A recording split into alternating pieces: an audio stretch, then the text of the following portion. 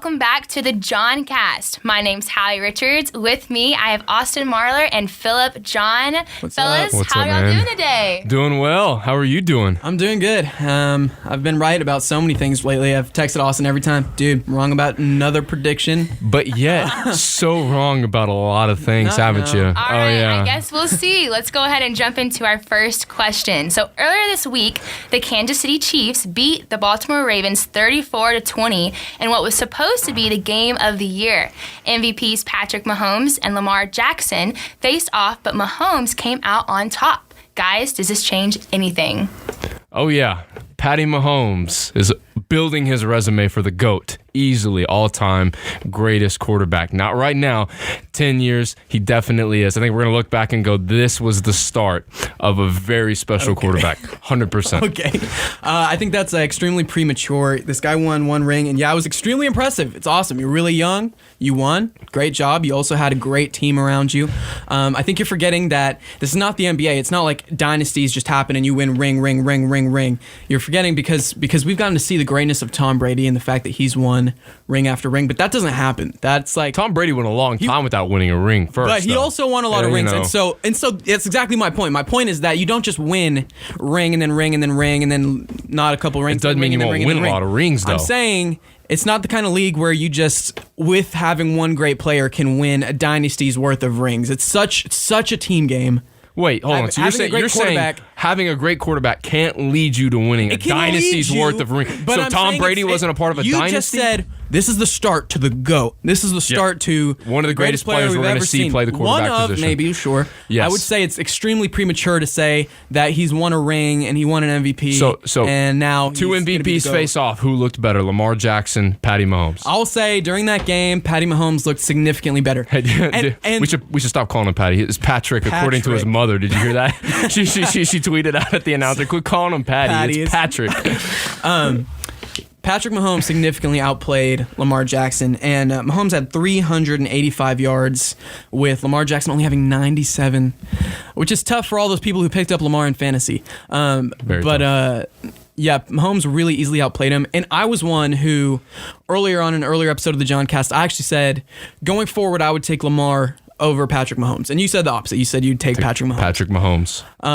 And I spewed out a few stats about how Lamar's throwing numbers are actually incrementally smaller than Patrick Mahomes' numbers, and that his running numbers were superior by far to Patrick Mahomes' numbers. But I will say right here where I sit, I take that back. So you weren't right about everything recently. Watching this game, yeah, it's been a rough one. Showed me some things. It made me think that Lamar maybe didn't have a season that projected what his whole career would be. He just had a really great season. Mm-hmm. Because if we just go look at the numbers, one of the things that I talked about so much last year was that he's such a dominant runner as a quarterback. Yeah. You know, I think he finished top 5 in rushing yards last year as a quarterback. Out of everybody. Insane. This year, I believe he's actually ranked 19th. Which is significantly lower. It's still impressive. Yeah, it's still impressive for a quarterback, especially. For a quarterback, 19th in the league. He's not even the number one quarterback in rushing. Kyler Murray actually leads him one spot ahead at 18th. What a season he's having, by the way. He's having a great incredible season. Making a possible case for somewhere in MVP voting, somewhere, maybe. I don't know about this year. It's going to be a Lamar, Patrick Mahomes. I actually don't think Lamar will be in it this year. I think it'll be between Patrick Mahomes and Russell Wilson.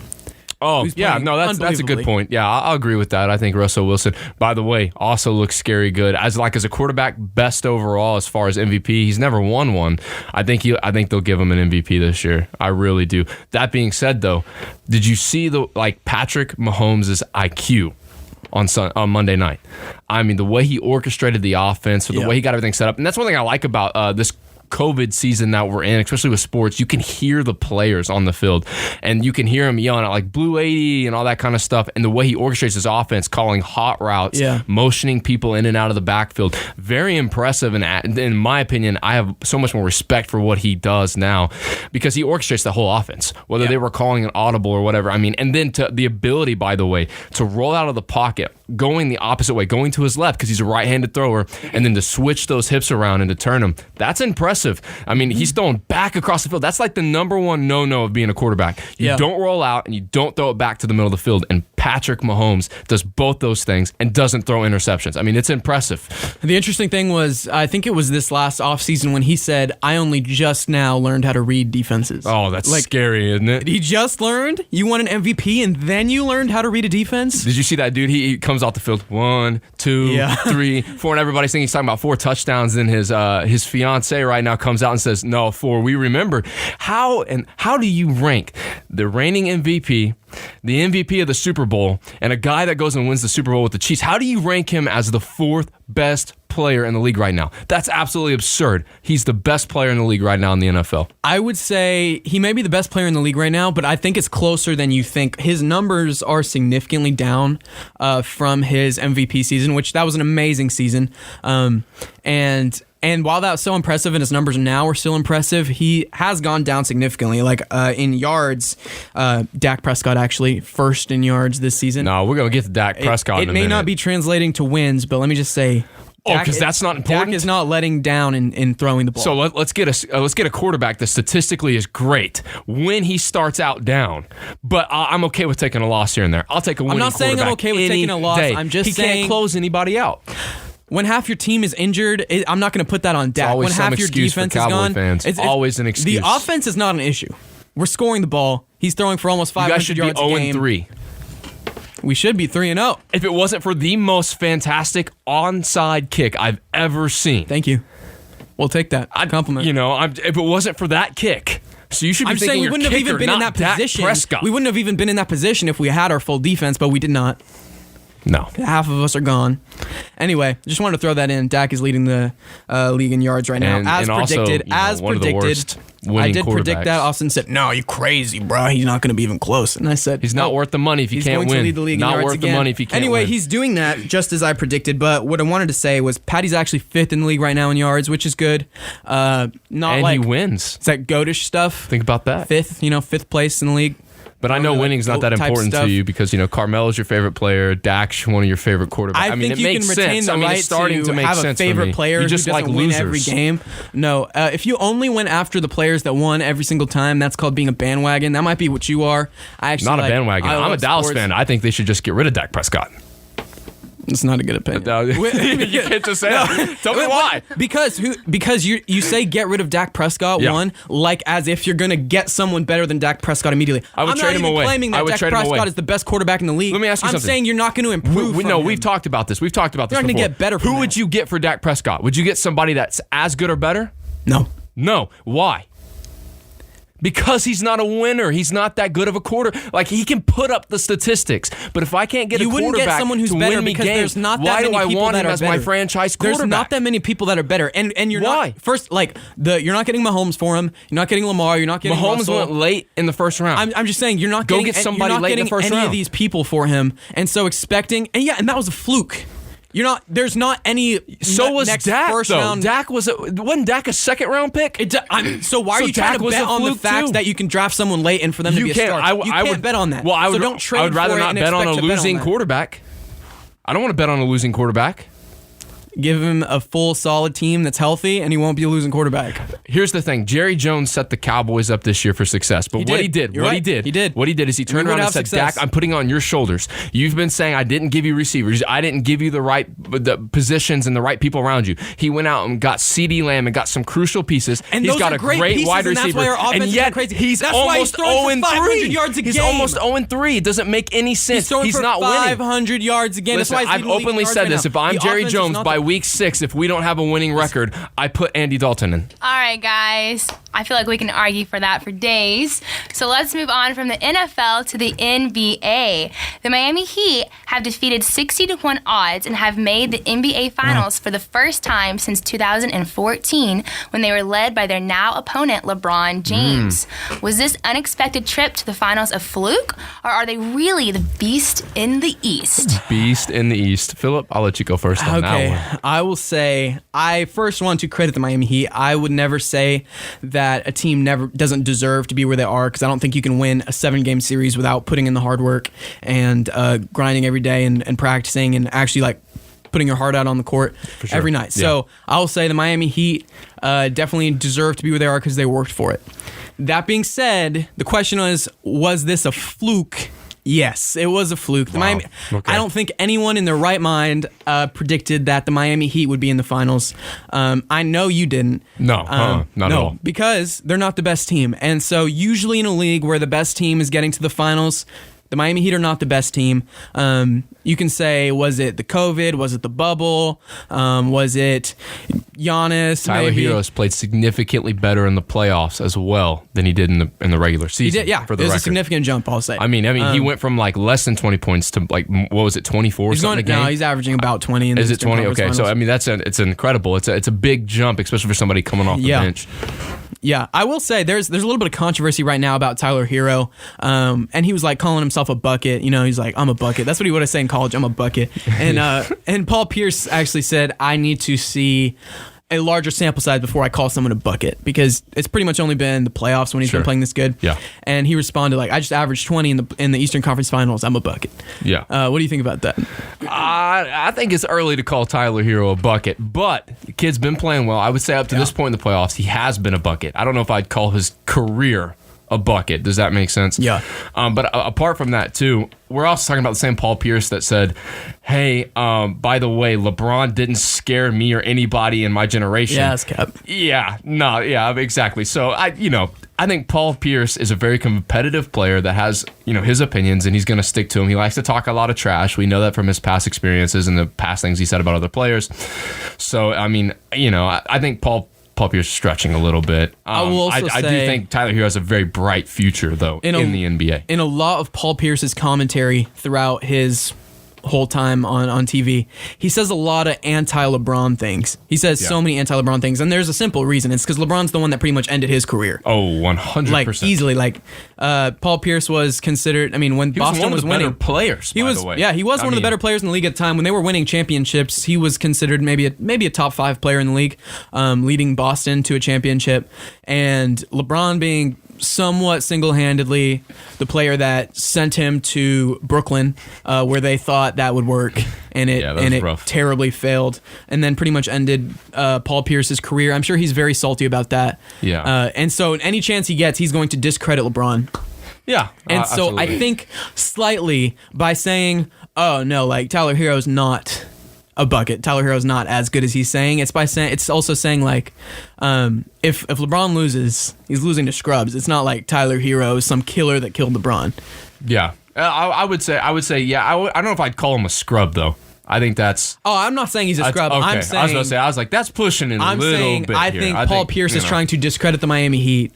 I would agree. I think, like I said, Paul Pierce, very competitive player. I loved watching him growing up. I remember watching him on the Celtics. Like, I loved Paul Pierce. Loved the story, especially from getting stabbed in a club to where he made it. I mean, it's just very impressive. I do think he's stretching on that though. But I will say, when it comes down to whether this is a fluke or not, I'm actually going to agree with you. I would lean more towards fluke. The best team in the East, this is going to kill me to say, it's the Milwaukee Bucks. They're the best team in the East. Now, I will say as this, I said, out of the best player in the league, leading the best team in the East. No, don't get me started on the best player. Okay.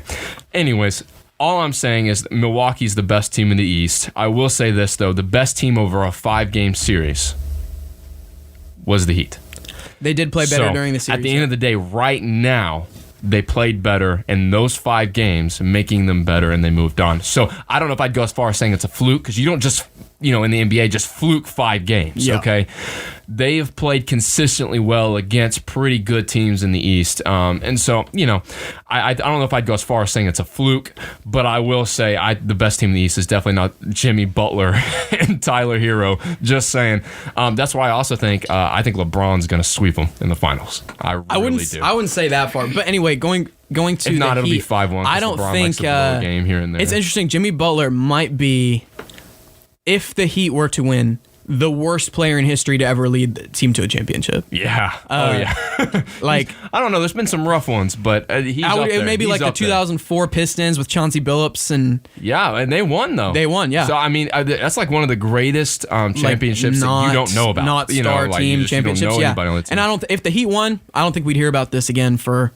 Like, it would be a forgotten ring. Yeah, it was the bubble ring. It was like the Heat. And I think people would chalk it up to, it's COVID. Everybody knows they're not the best team in the league right now.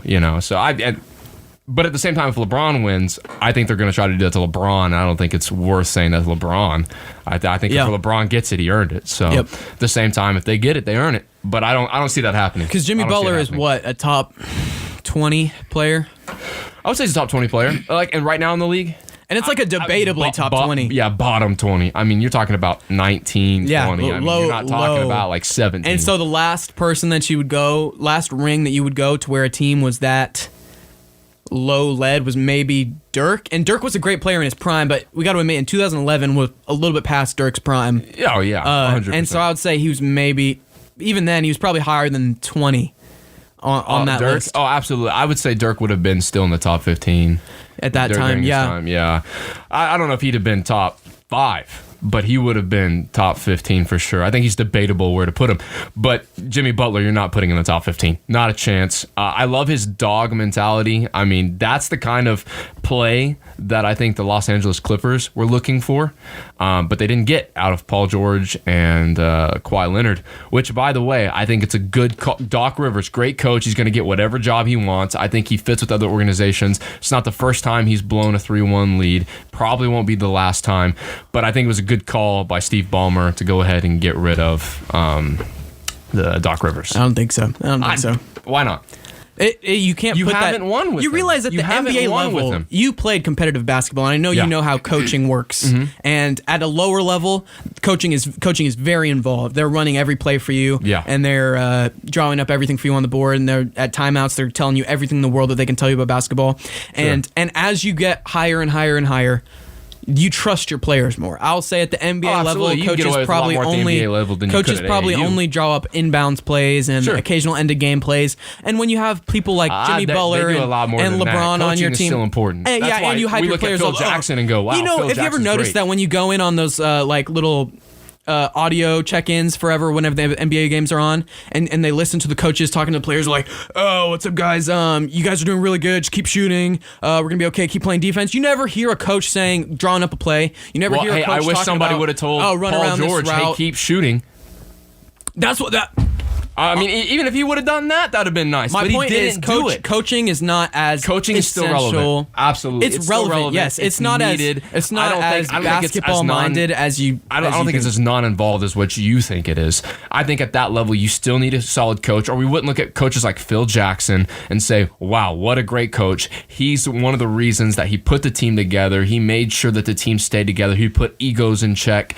There's a lot of things. There's a reason that there's not a lot of Phil Jacksons and Greg Popoviches. Sure, there's a good reason why, but at the same time, you've got to be able to put egos in check. I think one thing that they struggled with this year was really just Kawhi, a really good PR guy. Yeah, Kawhi. No, not a really good PR guy. That's pretty much what it is. An HR guy that can mesh personalities, but tell everyone that they look good. I will say when you're looking at Kawhi Leonard, he wants load management, right? Kawhi came in and said, "I want certain amount of load management, all that good stuff." Well, what you got to consider about load management is its effects on the team. And as a coach, you've got to be able to handle somebody that you're going to sit out just because, right? And he's not going to practice. Why? Well, just because. I mean, load management, right? And that's really what load management becomes. I mean, we're resting his body for health reasons, but at the same time, you have LeBron who's in his 30s, and the guys like I refuse to do load management to the extreme that they're all doing it. I mean, I just won't do it. If I can play, I'm gonna play. And what happens is then Paul George goes, well, hey, I'm good enough. I'm gonna load manage too. And we saw that in the season. Paul George should have never load managed. Period. It doesn't help. He's still playoff Paul. He needs to be in the gym getting shots up, and you see it fade, and you see his over his career arc, he doesn't play well in the playoffs, and he's always stopped shooting very well in the playoffs. They should have had him shooting more shots in the gym going to the playoffs. That's a coaching issue. At that point, too, you also see the Clippers. They started having some infighting. I mean, the Clippers didn't want to go to the bubble. Mm-hmm. Why didn't they want to go to the bubble, Philip? All the stuff that's going on. And okay, some of it's that, but I think a lot of it is they checked out mentally, and a coach has got to be able to bring them back in and get them refocused. Doc Rivers even talked about it. They were after the town that ended up having a police shooting in it. Kenosha. After Kenosha, you had Doc Rivers and all, and they were not going to continue playing. Do you remember? Oh, yeah. And Doc Rivers stayed in a room with them for more than 24 hours where he had to coax them back to playing basketball. That's what a coach should do all the time. Okay, so you're complimenting him right now and saying he did a good job of that. So why did he get fired? I don't think he's a bad coach. I don't think he did well over the season. Doing it good one time doesn't mean you're good at doing it all the time. I don't think he's good at doing it all the time, and his track record shows that. He gives up 3-1 leads all the time. All right, guys, let's move the conversation forward. Wednesday night marks the beginning of the NBA Finals. The Los Angeles Lakers will try to complete their run against the Miami Heat. Who do you got? LA Lakers. All the way, just like I did over a year ago. Called it. Unlike someone sitting across the table from me right now, I picked LA to win. He picked Milwaukee, who lost. I'm not worried about it. I'm not here to let you have it, but I kind of am, because at the same time, I was right about LA. They're going to win. I think they're going to sweep them. If not, LeBron will give them one game 5-1. Yeah, I have to agree with you. I think it's going to be a pretty easy thing for them. That being said, I will say the Heat are not the worst equipped team to play the Lakers, because defensively they're pretty solid. 3-point shooting, they're pretty solid. They got Jimmy Butler, who can guard LeBron. I'm not going to say he'll do an amazing job or shut LeBron down. He can't shut LeBron down. He's not going to shut him down, but then no one can. Yeah, no one can. You can't. It's not doable. But Jimmy will make him push for it. He'll make him fight for it. And Bam Adebayo is also like a really good defender. And if you can put him on Anthony Davis, if you put him on Anthony Davis, you're kind of not stopping, but somewhat diminishing Lakers' two main points of offense. The Lakers are also not an amazing perimeter defense team. They didn't get a ton of great perimeter defenders. I guess you got KCP, Caldwell Pope, Rondo is not a good defender. I think they're good enough that you could go man on man, tell them go no catch on Tyler Hero. They're okay. Right. I'm saying they're not the best equipped to handle the Heat's amazing 3-point shooting. Sure. And so I will say I think the Heat are not in the worst position to beat the Lakers. They won't, but I think they can take a game, possibly 2 games off, depending on how hot the young guys get. I think if Tyler Hero has another game where he's dropping 25, then yeah. I think that's the only way they win a game here. Tyler Hero will have to go off.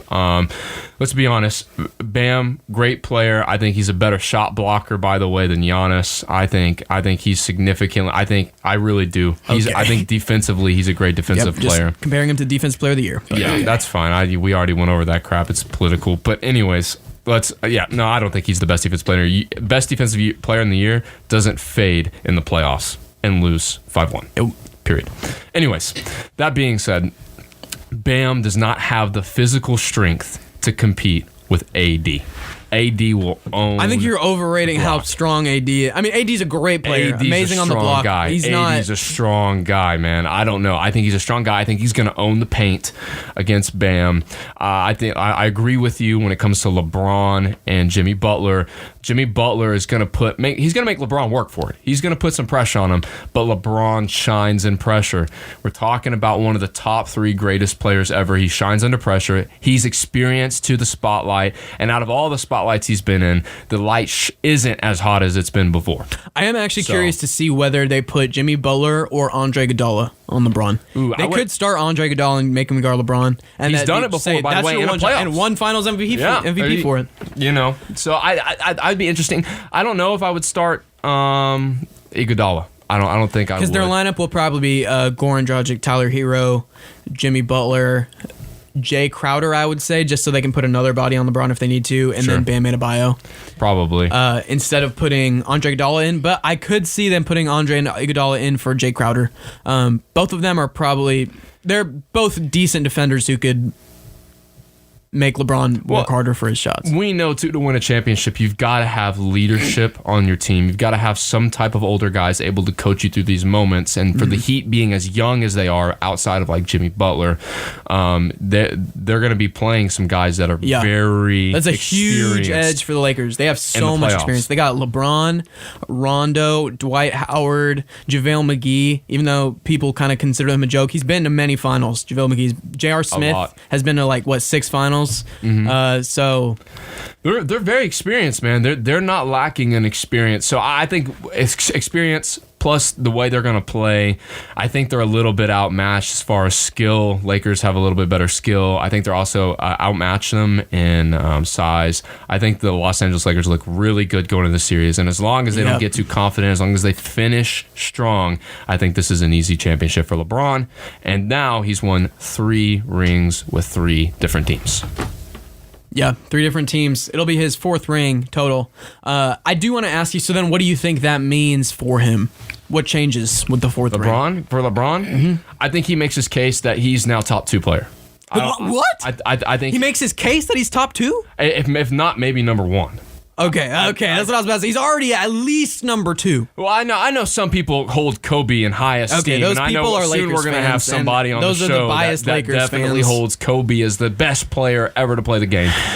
I personally love Jordan. I love Jordan. I think what Jordan accomplished, I mean, how long LeBron's been in the league versus how long Michael was in the league versus what they did. If you shorten LeBron's career, I think Michael's a better player, but at the same time, part of playing basketball is being able to sustain yourself. That's what I was about to say. I don't get why people always make the argument I think LeBron's, I don't know, he makes it very difficult. I think it does change the game. I think you have to put a lot more respect on LeBron James's name if he wins this championship with a 3rd team. I will say, in my opinion, and I already think LeBron is the GOAT.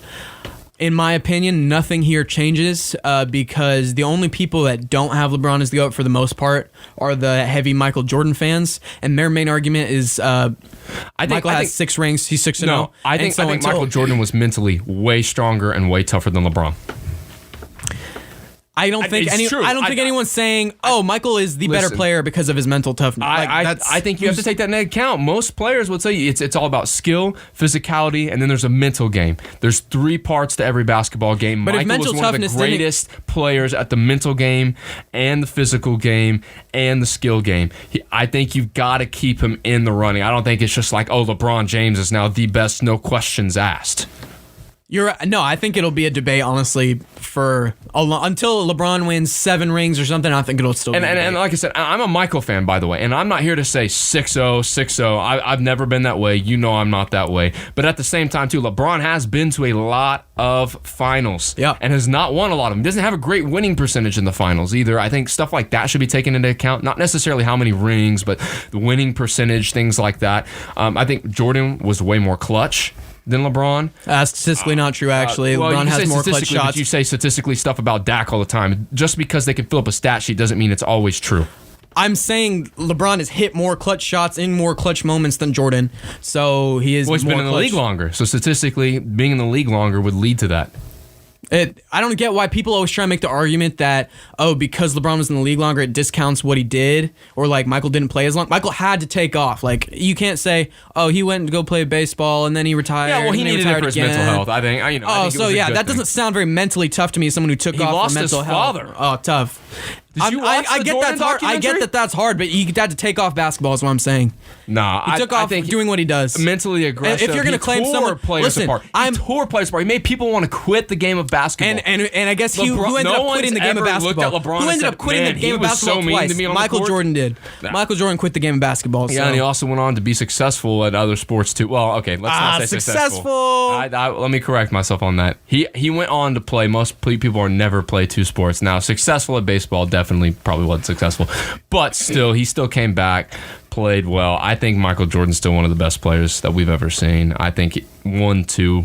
I think it's just debatable where you put him. And let's be honest, a lot of the argument is going to be who do you view as the best player, like as far as like who's your favorite player.